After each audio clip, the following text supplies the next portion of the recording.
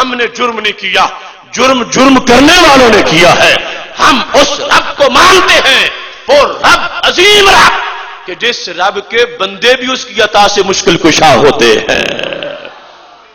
اس سلسلہ میں میرا موضوع جو ہے وہ 70 آیات قرآن پر مشتمل ہے اور 10 گھنٹے کا خطاب ہے، لیکن میں آپ کو آزمائش میں نہیں ڈالنا چاہتا، بس اس کا ایک خلاصہ اس وقت آپ کے سامنے پیش کرنا چاہتا ہوں۔ اب یہ بات تو آپ نے سمجھ لی، معیار الوہیت کتنی چیزیں ہیں، کتنی چیزیں ہیں، کتنی چیزیں ہیں، کتنی چیزیں ہیں۔ پہلی ہے واجب الوجود ہونا، کیا ہے واجب دوسری ہے مستحق کے عبادت ہونا، دوسری کیا ہے مستحق کے، میرے رب کے سوا کوئی واجب الوجود نہیں، میرے رب کے سوا کوئی مستحق کی عبادت نہیں۔ جہاں تک مددگار ہونا، بیڑے پار کرنا، مشکل کشا ہونا، حاجت روا ہونا، داتا ہونا، دستگیر ہونا، غریب نواز ہونا، رب کے اذن کے بغیر کوئی پتہ بھی نہیں ہلا سکتا۔ رب چاہے تو رب کے بندے یہ سارے کام کر کے دکھاتے ہیں۔ اس سلسلہ میں آیات قرآن پیش کر رہا ہوں، دیکھ لو ہمارا مسلک قصہ نہیں، کہانی نہیں، رب کا قرآن ہے۔ اس قرآن میں رب ذوالجلال نے خود اپنی شان کو بیان کیا ہے۔ خالق کائنات جل جلالہ کا فرمان ہے سورہ محمد صلی اللہ علیہ وسلم میں، رب ذوالجلال نے اس مقام پر ارشاد فرمایا ہے، پارہ نمبر 26 ہے، سورہ محمد صلی اللہ علیہ وسلم ہے، آیت نمبر 7 ہے۔ یہ میرے رب کا قرآن ہے۔ یا ایھا الذین آمنوا ان تنصروا اللہ ینصرکم ویثبت اقدامکم، اے ایمان والو اگر تم اللہ کے دین کی مدد کرو گے اللہ تمہاری مدد کرے گا۔ کیسے؟ یثبت اقدامکم، رب تمہارے قدم ثابت رکھے گا۔ یہ رب کی توحید ہے۔ ثابت قدم کون رکھتا ہے؟ ثابت قدم کون رکھتا ہے؟ داتا کے دیوانوں زور سے بولو، ثابت قدم کون رکھتا ہے؟ یہ میرے رب کی توحید ہے۔ وہ بیان کر رہا یثبت اقدامکم، اللہ تمہیں ثابت قدم رکھے گا۔ اب ثابت قدم رکھنا یہ مدد ہے یا نہیں؟ مشکل کشائی ہے یا نہیں؟ حاجت روائی ہے یا نہیں؟ اب جنگ ہو رہی ہو، گھوڑے دوڑ رہے ہوں، تلواریں چل رہی ہوں، گولے برس رہے ہوں، اور جو پھر بھی ثابت قدم رکھے تو وہ مددگار ہے یا نہیں؟ اللہ فرماتا ہے تم میرے دین کے بن جاؤ، میں تمہیں اکیلا نہیں چھوڑوں گا۔ یثبت اقدامکم، اللہ تمہیں ثابت قدم رکھے گا۔ اب جن لوگوں کے نزدیک معیار الوہیت مددگار ہونا ہے تو معیار الوہیت تو رب کے سوا کہیں بھی پایا جائے گا تو شرک ہوگا۔ یہ بات تو واضح ہے نا، جو معیار الوہیت ہے اگر رب کے سوا کسی دوسری ذات میں پایا گیا تو اس سے شرک لازم آ جائے گا۔ لہذا اگر کوئی دوسری ذات مان لی جائے کہ جس کو بھی ثابت قدم رکھنے والا مانا جائے تو پھر ان لوگوں کی تعریف کے مطابق کیا لازم آئے گا؟ بولو کیا لازم آئے گا؟ چونکہ اللہ ثابت قدم رکھتا ہے، اگر اللہ کے سوا اس کا اگرچہ اذن ہو مجازن بھی اگر کسی کو ثابت قدم رکھنے والا مانا گیا تو ان لوگوں کے لحاظ سے کیا بنے گا؟ چونکہ انہوں نے تو معیار الوہیت مدد کو بنایا ہوا ہے اور ثابت قدم رکھنا مدد ہے، لہذا ان لوگوں کے نزدیک شرک بن جائے گا۔ لیکن حوصلہ رکھنا، ہمارا شرک نہیں ہے، ہمارے قرآن کی بتائی ہوئی توحید ہے۔ تیسرا پارہ رب ذوالجلال کیا ارشاد فرماتا ہے، بلکہ 9ویں پارے کے اندر خالق کائنات نے اس حقیقت کو واضح کر دیا ہے۔ رب ذوالجلال اس بات کو بیان کر رہا ہے، سورہ انفال ہے اور آیت نمبر 12 ہے۔ رب ذوالجلال ارشاد فرماتا ہے اذ یوحی ربک الی الملائکہ انی معکم فثبتوا الذین آمنوا، جب وحی کر رہا تھا رب تمہارا فرشتوں کو، کیا فرشتوں میں تمہارے ساتھ ہوں، تم نے کیا کرنا ہے؟ فثبتوا، ثابت قدم تم نے رکھنا ہے۔ یہ قرآن ہے، فثبتوا الذین آمنوا، فرشتوں ایمان والوں کو ثابت قدم تم نے رکھنا ہے۔ یہ کب کی بات ہے؟ یہ بدر کی بات ہے، بدر کے میدان کی بات ہے. رب کہتا ہے فرشتوں تم نے ثابت قدم رکھنا ہے. یہ قرآن ہے. جس قرآن نے کہا رب ثابت قدم رکھتا ہے اس نے کہا رب کے فرشتے بھی ثابت قدم رکھتے ہیں. اب جن لوگوں نے معیار الوہیت مدد کو بنایا وہ اس کا کوئی جواب نہیں دے سکیں گے کیونکہ فرشتوں کو رب وہی نام دے رہا ہے. تو میں بھی رکھتا ہوں تم بھی جا کے رکھو. ثبت الذین آمنوا فرشتوں جاؤ تم جا کے ایمان والوں کو ثابت قدم رکھو. اب سوچنے کی بات یہ ہے رب نے فرشتوں کو یہ کیوں کہا؟ بڑی گہری بات ہے. نہ سند کا کوئی کسی کو ہم گنجائش دیں گے کہ کہے سند کمزور ہے. یہ تو قرآن ہے. اس کی سند پہ اعتراض کون کر سکے گا؟ میں پوچھتا ہوں کیا رب کو کوئی کمی تھی معاذ اللہ؟ اس نے فرشتوں کو بیچ میں کیوں داخل کیا؟ وہ تو بدر والوں کی خود بھی مدد کر سکتا ہے. وہ چاہتا کافر گھر میں مر جاتے. وہ چاہتا کافر بدر میں پہنچتے سو جاتے. اگر جاگ گئے تھے اعصاب سکڑ جاتے. اگر بیٹھ گئے تھے اٹھ نہ سکتے. اگر اٹھ گئے تھے ہاتھ اٹھا نہ سکتے. ہاتھ اٹھا گئے تھے تو تلوار چلا نہ سکتے. وہ کن کہتا سب کچھ ہو جاتا. لیکن یہ کہتا فرشتوں میں تمہارے ساتھ ہوں. انی معکم میں تمہارے ساتھ ہوں. فثبتوا الذین آمنوا تم جا کے ایمان والوں کو ثابت قدم رکھو. جو خود رکھ سکتا ہے وہ فرشتوں کو کیوں کہتا ہے؟ حالانکہ وہ تو کسی چیز کا محتاج نہیں.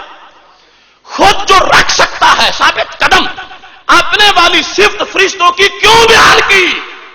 ثبتوا فرشتوں تم سارے جا کر ان کو ثابت قدم رکھو. رب بتانا چاہتا تھا بھول نکل جائے کافروں کی.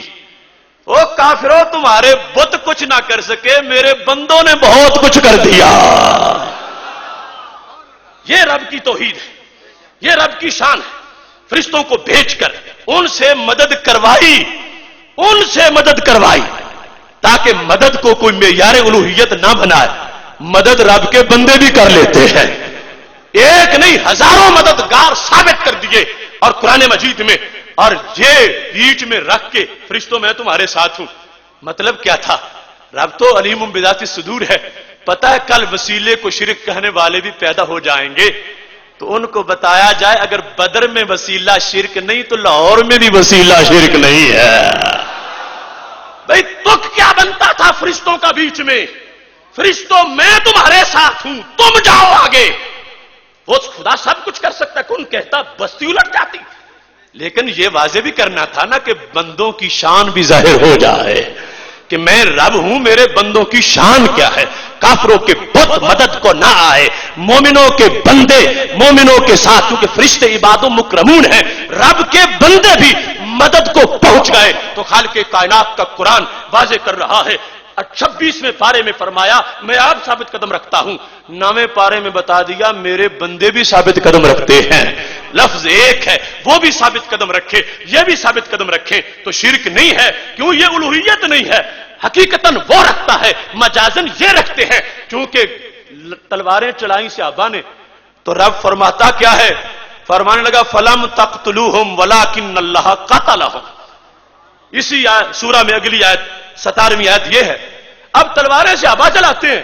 اللہ فرماتا فلم تقتلوہم تم نے کافروں کو قتل نہیں کیا. ولکن اللہ قاتلہم رب نے آپ ان کو قتل کیا. تو کیا بنا؟ فرمایا لوگوں سمجھو یہ میرے ہیں. ومن نصر الا من عند اللہ مدد بھی میری ہے. تو ان کا کام اپنی طرف سپرد کر رہا ہوں اپنی طرف منسوب کر رہا ہوں. انہوں نے مجازن کیا ہے حقیقتاً سب کچھ میں نے آپ کیا ہے. یہ فلسفہ قرآن مجید قرآن رشید نے واضح کر دیا. اب ثابت قدم رکھنا مشکل کشائی ہے حاجت روائی ہے بندوں نے فرمائی ہے. رب نے بیان کر کے اس بات کو واضح کر دیا ہے کہ میرے بندے جو میری مدد کا مظہر ہیں ان کو لحاظ یہ سمجھو کہ وہ میری عظمت توحید کی عظمت کا حوالہ بن گئے ہیں. اور یہ بات خالق کائنات جل جلالہ نے قرآن مجید برہان رشید میں دوسرے مقام پر اس انداز میں بیان کر دی ہے. سورہ مریم ہے آیت نمبر 75 ہے. خالق کائنات جل جلالہ اس کو بیان کرتے ہوئے کہ مسلمانوں کے بھی مددگار ہوتے ہیں کافروں کے بھی مددگار ہوتے ہیں. ایک نہیں کئی. رب ذوالجلال ان سب کو سامنے رکھ کر اپنی طرف سے اس بات پر اظہار فخر بھی کرتا ہے. خالق کائنات نے فرمایا, سورہ مریم ہے, آیت نمبر 75 ہے, مشرکین مکہ کو ابھی بدر کی لڑائی نہیں ہوئی تھی, اللہ نے ایک ان کو بات بتائی تھی. فرمایا حتی اذا رأوا ما یوعدون, فرمایا جب وہ دیکھیں گے اس چیز کو جس کا ان سے وعدہ کیا گیا ہے, اما العذاب و اما الساعہ, یا عذاب دنیا میں یا پھر قیامت آ جائے گی. تو پھر فرمایا فسیعلمون من هو شر مکانا واضعف جندا, رب بدر میں پتہ چلے گا کہ طاقتور مددگار کس کے ہیں. رب ذوالجلال نے باقاعدہ چیلنج کیا, من هو شر مکانا واضعف جندا, جند لشکر ہے. امام سیوطی اور محلی کہتے آوانا مددگار, اس جگہ جندا. رب ذوالجلال فرماتا ہے پتہ چل جائے گا بدر میں کہ کن کے مدد کرنے والی ذاتیں زیادہ طاقت والی ہیں. مدد کرنے والی ذاتیں جندا. رب ذوالجلال واضح کر رہا ہے کہ میرے فرشتے مدد کو جائیں گے. دیکھو گے اے کافروں تمہارے مددگار بڑے ہیں یا جو میں بھیج رہا ہوں یہ بڑے ہیں. تو خالق کائنات جل جلالہ نے صرف اپنی طرف سے بندوں کے مددگار بنائے نہیں, بنا کے فخر بھی فرمایا ہے. پتہ چلے گا ان کو میدان بدر میں من ہوا شر مکان واضعف جندا. یہ جندا کا لفظ جو کئی مددگاروں پہ بولا گیا ہے, رب ذوالجلال نے واضح کر دیا کہ مددگار ہونا توحید کے منافی نہیں ہے اور یہ معیار توحید نہیں ہے. اگر مددگار ہونا معیار توحید ہوتا تو لفظ جماعت والا نہ بولا جاتا. جند کا لفظ جو پوری فوج میں بولا جاتا ہے, پورے لشکر کے بولا جاتا ہے, رب ذوالجلال نے بول کر یہ واضح کیا میں وہ رب ہوں جس نے ہزاروں کروڑوں مددگار بھی پیدا فرمائے ہیں. اس مقام پر یہ ایک انداز ہے قرآن مجید برہان رشید کا. پھر دیکھ لیجئے خالق کائنات جل جلالہ تیسرے پارے میں ارشاد فرماتا ہے, رب ذوالجلال کا فرمان ہے اللہ ولی الذین آمنوا یخرجہم من الظلمات الی النور. اللہ ولی ہے مومنین کا, کیا کرتا ہے پھر انہیں نکالتا ہے کہاں سے, پھر اندھیرے سے نور کی طرف, اندھیرے سے نور کی طرف. یہ سورہ بقرہ ہے, آیت نمبر 257 ہے. رب ذوالجلال نے اس میں واضح کر دیا, یہ تیسرے پارے کے آغاز میں اللہ ولی الذین آمنوا یخرجہم من الظلمات الی النور. اللہ ولی ہے ایمان والوں کا, کیا کرتا ہے پر انہیں ظلمت سے نکال کے نور عطا فرماتا ہے. ظلمت کفر, نور ایمان, ظلمت اندھیرا, نور سویرا, ظلمت مرض اور نور صحت. ظلمت سے نکالنا مشکل کشائی بھی ہے, حاجت روائی بھی ہے. اور رب ذوالجلال نے اپنی شان بتائی ہے کہ ظلمت سے نور کی طرف کون نکالتا ہے, ظلمت سے نور کی طرف کون نکالتا ہے. اب دیکھو ایک چنگاری سے کوئی کسی کو بچائے تو وہ تو مددگار ہو, اور جو پورے جہنم سے بچائے وہ کتنا بڑا مددگار ہوگا. رب ذوالجلال فرماتا ہے ظلمت سے نور کی طرف کون نکالتا ہے. یہ کام مدد ہے, مشکل کشائی ہے, حاجت روائی ہے. اب دوسرے لوگوں کے لحاظ سے انہوں نے جو تعریف کی ہے توحید کی, اس کے لحاظ سے اگر یہ مجازن بھی کسی میں شان مانی جائے گی شرک بن جائے گا, چونکہ الوہیت ہے, الوہیت مجازن بھی کسی کو نہیں دی جا سکتی, اور خود وہ مجازن کے بھی منکر ہیں کہ مجازن بھی کوئی مددگار نہیں ہو سکتا. اب دیکھو ان کے لحاظ سے یہ صفت اگر کسی اور کی بیان کر دی جائے گی تو معاذ اللہ شرک ہو جائے گا.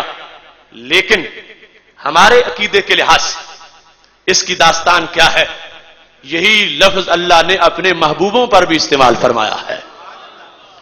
13واں پارہ ہے, خالق کائنات جل جلالہ سورہ ابراہیم میں ارشاد فرماتا ہے الف لام را کتاب انزلناہ الیک لتخرج الناس من الظلمات الی النور. محبوب ہم نے آپ پر کتاب کو نازل کیا, کیوں, لتخرج, تاکہ آپ نکالیں, تاکہ آپ نکالیں. جو کام میں کرتا ہوں وہی آپ بھی کریں. یہ میری طرف سے آرڈر ہے میرے محبوب, لتخرج, تاکہ آپ نکالیں. ایک دو کو فرمانی الناس, کروڑوں اربوں کو. کہاں سے؟ فرمایا جہاں سے میں نکالتا ہوں، من الظلمات الی النور، ظلمت سے نور کی طرف۔ اب دیکھو تیسرا پارا بھی قرآن ہے اور 13واں پارا بھی قرآن ہے، اور پورے قرآن پہ ہمارا ایمان ہے، اور یہی ہماری پہچان ہے، اور یہی ہمارے مسلک کی شان ہے۔ ہم نے دونوں جگہ کو مانا، اور ہم مان سکتے ہیں کیونکہ ہمارے نزدیک یہ معیار الوہیت نہیں ہے مددگار ہونا، یہ معیار الوہیت نہیں ہے، وہ معیار الوہیت واجب الوجود ہونا ہے، مستحق عبادت ہونا ہے۔ مددگار ہونا مجازل بندوں میں پایا جا سکتا ہے۔ قرآن کہتا ہے اللہ بھی نکالتا ہے، نبی علیہ السلام بھی نکالتے ہیں، مگر شرک نہیں ہوا۔ کیوں؟ رب خود نکالتا ہے، نبی علیہ السلام رب کے دیے ہوئے آرڈر پہ نکالتے ہیں۔ رب اپنی طاقت سے نکالتا ہے، نبی علیہ السلام رب کی دی ہوئی توفیق سے نکالتے ہیں۔ نکالتے وہ بھی ہے، نکالتے یہ بھی ہے، فرق دونوں میں یہ ہے وہ خود، یہ اس کی عطا سے، لہذا یہ مشکل کشائی ہے، حاجت روائی ہے، قرآن مجید نے دونوں ذاتوں کے لحاظ سے بیان کرتی ہے۔ اگر شرک ہوتا یہ معاملہ ہرگز قرآن اس کا ذکر نہ کرتا، یہ جائز نہ ہوتا۔ قرآن کا یہ مضمون بیان کر رہا ہے کہ رب ذوالجلال کی توحید یہ ہے کہ وہ معیار الوہیت جو ہے واجب الوجود ہونا، مستحق عبادت ہونا، وہ کسی کو نہیں دیا جا سکتا۔ جہاں تک کہ مدد کا معاملہ ہے، رب ذوالجلال اپنے بندوں کو یہ طاقت دے دیتا ہے کہ وہ بندے بندوں کے مددگار بن جاتے ہیں۔ ایسے ہی اگلے مقام پر اسی سورہ کے اندر آیت نمبر 5 ہے، اللہ تعالیٰ فرماتا وَلَقَدْ أَرْسَلْنَا مُوسَىٰ بِآيَاتِنَا أَنْ أَخْرِجْ قَوْمَكَ مِنَ الظُّلُمَاتِ إِلَى النُّورِ۔ ہم نے بھیجا حضرت موسیٰ علیہ السلام کو آیات دے کر، کیا کرو موسیٰ یہ کام کرو، اخرج قومک من الظلمات الی النور، اپنی قوم کو ظلمت سے نکال کے نور عطا فرما دو۔ یہ بات اب قرآن ہے اور اس پر ایمان ہے، شک کی گنجائش نہیں ہے۔ پھر دیکھو خالق کائنات جل جلالہ سورہ نور میں ارشاد فرماتا، 18واں پارہ ہے، خالق کائنات جل جلالہ کا فرمان ہے ولولا فضل اللہ علیکم ورحمتہ ما زکا منکم من احد ابدا ولکن اللہ یزکی من یشاء۔ اگر رب کا تم پہ فضل نہ ہوتا اور رب کی رحمت نہ ہوتی تم میں سے کوئی بھی ستھرا نہ ہوتا۔ فرمایا یہ رب ہے جو دلوں کو ستھرا کر دیتا ہے۔ سورہ نور ہے، آیت نمبر اس مقام پر 21 ہے۔ دلوں کو ستھرا کون کرتا ہے؟ دلوں کو ستھرا کون کرتا ہے؟ دلوں کے زنگ کون اتارتا ہے؟ دلوں میں نور کون بھرتا ہے؟ دلوں کو یقین کون دیتا ہے؟ اور دلوں کے غبار کون دور کرتا ہے؟ یہ مشکل کشائی ہے، حاجت روائی ہے۔ کوئی یہ نہیں کہہ سکتا کہ ہم دل چیر کے سینہ باہر نکالیں گے، آپریشن تھیٹر میں رکھیں گے، دھو دیں گے، نہیں، اس سے تو مزید گندا ہو سکتا ہے۔ دھونے کا مطلب کچھ اور ہے۔ اب دل دھونا معمولی سا کام نہیں، بہت بڑا کام ہے، مشکل کشائی، حاجت روائی اس میں موجود ہے۔ اب خالق کائنات جل جلالہ یہ فرما رہا ہے کہ دلوں کو ستھرا کون کرتا ہے؟ اب اگر یہ وصف کسی دوسری ذات کا مانا جائے کہ وہ بھی یہی کام کرے تو ان لوگوں نے جنہوں نے شرک کی مشینری تیز کی ہوئی ہے ان کے لحاظ سے کیا بن جائے گا کہ اللہ بھی کرے اس کے بندے بھی کرے، ان کے لحاظ سے کلیئر کٹ شرک۔ مگر ہمارے قرآن کی بیان کردہ توحید پڑھو، 18واں پارہ قرآن میں ہے تو چوتھا پارہ بھی تو قرآن میں ہے۔ خالق کائنات جل جلالہ اس مقام پہ ارشاد فرماتا ہے لقد من اللہ علی المؤمنین اذ بعث فیہم رسولا من انفسہم یتلو علیہم آیاتہ ویزکیہم۔ اللہ نے مومنوں پر احسان کر دیا، ان میں اپنے عظیم رسول کو بھیجا۔ وہ کرتے کیا ہے؟ اللہ فرماتا وہ قرآن پڑھتے ہیں، وَيُزَكِّيهِمْ، دل دھو دیتے ہیں۔